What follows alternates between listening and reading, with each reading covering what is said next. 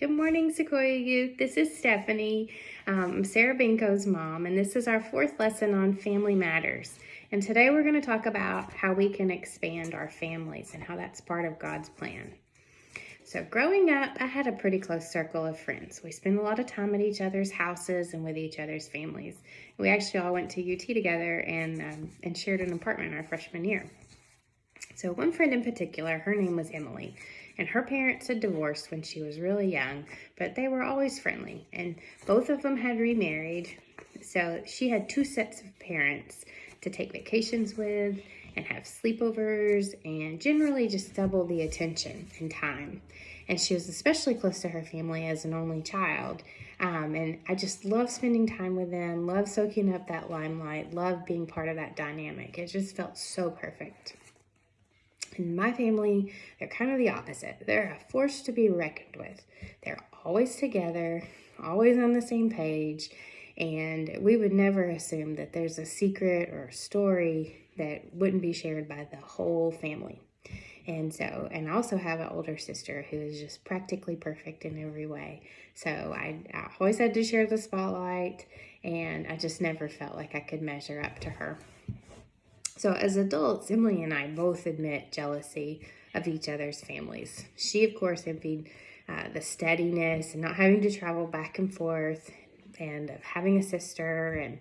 And of course, I always felt like her life was much more fun. But the bottom line is sometimes it seems like other families have something going for them that your family doesn't. And so however we feel about our families, we still might have times where we look and think, wow, it would be great if my family was more like that. Maybe it's a family on TV or a friend's family, or maybe it's just a family in your neighborhood. Whatever it is that they have, your family simply just doesn't measure up. And for some of you, maybe that's not it. Maybe it's not comparing your family. It's just that you don't have enough of a family to compare because your family's not look traditional. Either way, good or bad, memorable or forgettable, no family's perfect, and no family's even close to perfect. And because of that, they're not going to be able to provide everything that we need. In one way or another, our families are going to let us down. And so that's the bad news. But the good news is God has a plan. He always has a plan, right? He wants to, and He can give you more family. So that's what we're going to talk about today.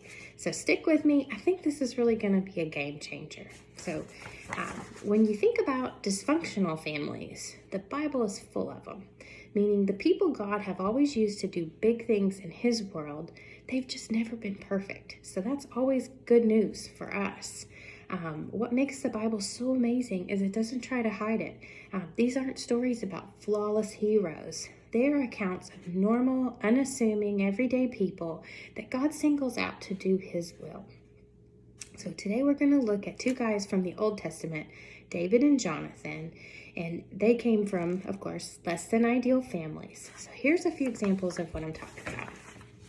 Okay, so when David was a child, the prophet Samuel came to see David's father Jesse because he knew that one of Jesse's sons would be the anointed king.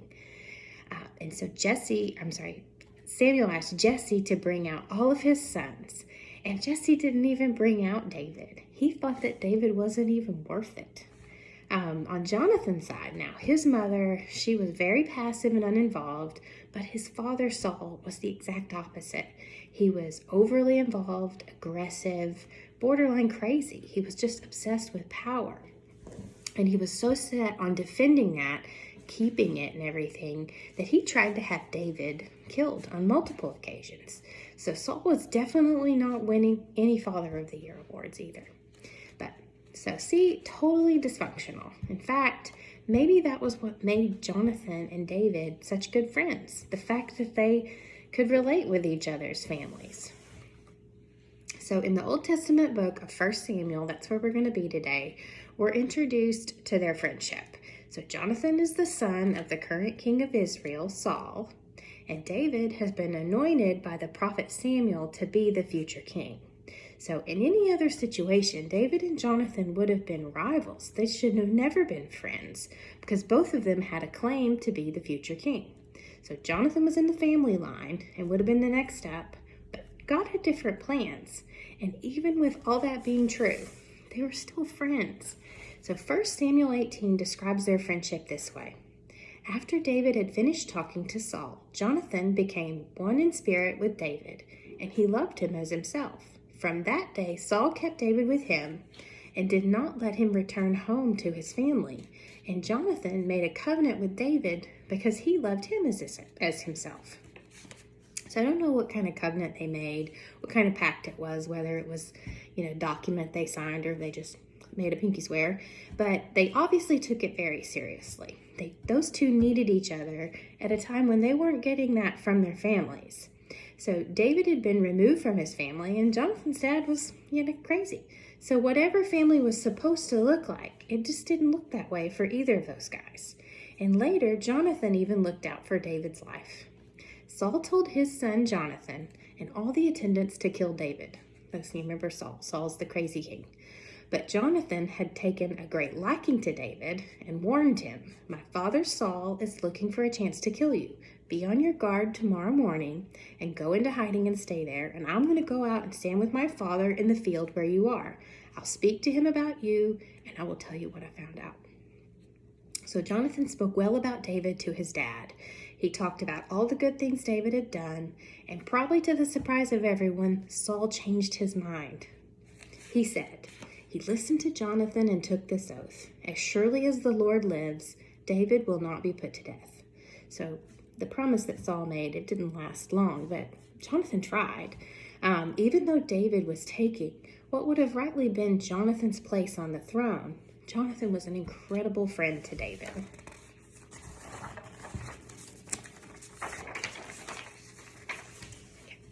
Jonathan, he cared about David. He looked out for his life, his future, his well-being, and he saw potential. And all of us need people like that in our lives, people who care about us and accept us no matter what. We need people who can text us we can text when we've had the best week ever, and also when life isn't going so well.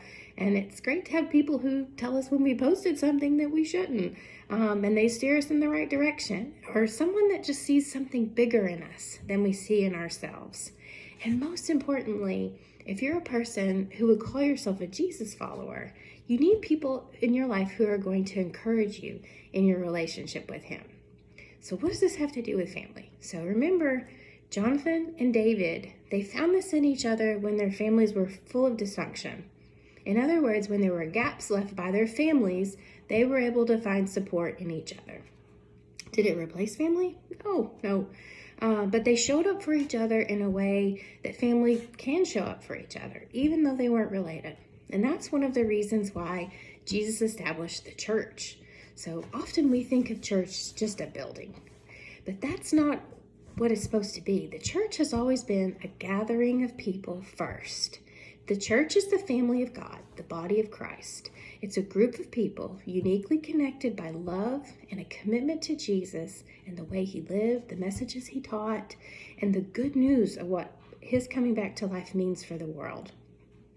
This body of Christ, we were created to be there for each other, to love one another and carry each other's burdens, and pray for one another. He established the church because he knew that we needed other people in our lives. So whatever your family looks like, good or bad, you still need another kind of family, a family that's larger than your immediate family. So the writer in the book of Hebrews in the New Testament says it this way: "And let us consider how we may spur one another on toward love and good deeds, not giving up meeting together, as some are in the habit of doing, but encouraging one another, and all the more as you see the day approaching." So when we don't meet together as a church, or we don't meet together as a church because of habit or routine. We meet because it's essential. As Christ followers, we meet for encouragement and support. We meet because we need each other. And then we let God and other people fill those gaps that have been left by our own families. And so here's the secret. When you have those kinds of relationships in your life, it can actually make your relationship with your family better. It can make it easier because it could help you understand each other and take better care of each other. So what does that look like for us right now? Our two biggest takeaways today are: focus on widening your circle and talk about it. So focus on widening your circle. Who are the people that you can seek out to be a bonus family? Who are those people that care about you and who look out for your best interest? Who are the people that see the potential in you? It doesn't have to be people your age, although it can be. It could be somebody older than you that you trust, like a coach or a small group leader. If you can't immediately think of someone who fits this category, ask God to bring some people into your life, and then keep your eyes open to the people who already might be in your life. And so it could be somebody that you just don't expect. And as you do that, work on being this kind of person for others. Work on caring about people and looking out for their best interests and seeing the potential in them. And another big takeaway is talk about it. Because as we read in the story, Jonathan and David, they made a pact. And sometimes if we want people to be in our lives, we just have to ask them. So if you want your small group leader or a mentor in your life to be someone that you can talk to about with hard questions and who might hold you accountable, tell them you're interested in that. If you want your small group, your friends in your small group to be less like classmates and more like brothers and sisters, more like a bonus family, somebody has to say that out loud. So naming what you want out of the relationship is important. Let them know what you're thinking and be willing to reciprocate that for somebody in your life. And so that's it for today. So I hope you guys have a great week and reach out if we can be helpful in any way. Take care.